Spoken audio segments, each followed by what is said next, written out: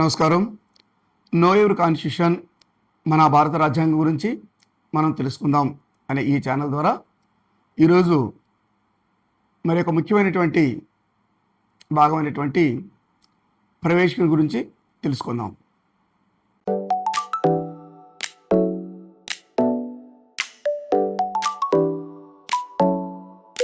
భారత రాజ్యాంగంలో ప్రధానంగా 4 విషయాలు ఉంటాయనేది మనం ముందే తెలుసుకున్నాం.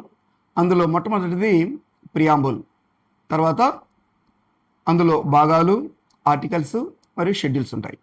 ఈ 4 అల్లికే మన భారత రాజ్యాంగం. ఇందులో ప్రధానమైనటువంటిది ప్రియాంబుల్. ఈ ప్రియాంబుల్కు తెలుగులో అనేక పేర్లున్నా ఇంగ్లీష్లో ఒకే ఒక పేరు ప్రియాంబుల్గా ఉంటుంది.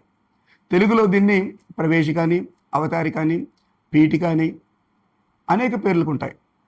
అంటే ఒక విధంగా సింపుల్గా చెప్పాలంటే ముందు మాట అనే కోణంలో ఉంటుంది.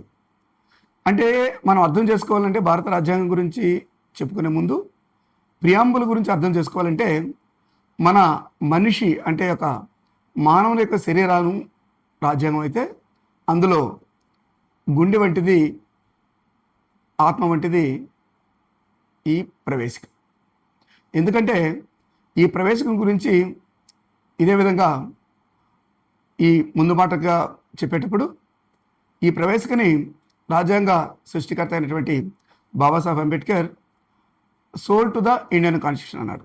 అంటే preamble is the soul to the constitution, it expresses the aims and objectives.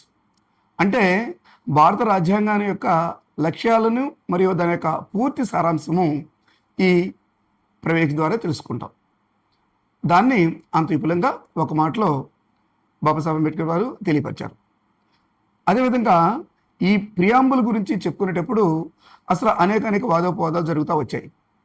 ఎందుకంటే ప్రియాంబుల్ అందులో అసలు ఇది భారత రాజ్యాంగంలో భాగమా కాదా అంటే అనేక తీర్పులతో 1950 మనం జనవరి 26 రాజ్యాంగం అమల్లోకి వచ్చినప్పటి నుంచి 1973 వరకు ఇది రాజ్యాంగంలో భాగమా కాదని దగ్గర అనేక వాదోపవాదాలు జరిగాయి.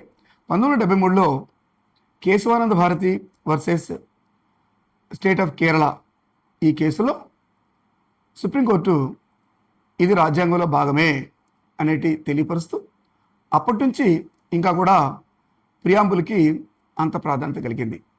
ఎందుకంటే ఈ ప్రియాంబుల్ అనేది ఎలాంటిదంటే ఈ ప్రియాంబుల్ అనేది ప్రభుత్వం యొక్క అధికారాలు ఏమి ఇవ్వదు, అలానే అధికారాలు ఏమి తీసేయదు.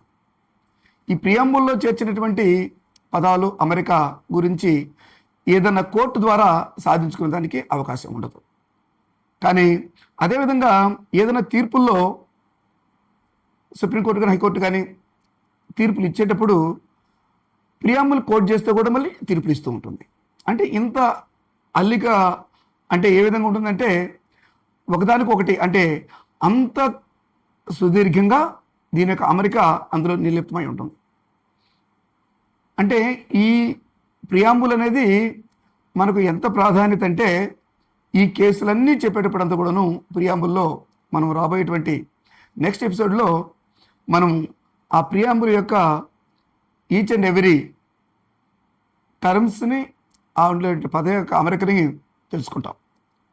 కాబట్టి ఈ ప్రియాంబుల్ మీద మనకు ఎనలేనటువంటి డిస్కషన్స్ జరుగుతూ ఉంటాయి.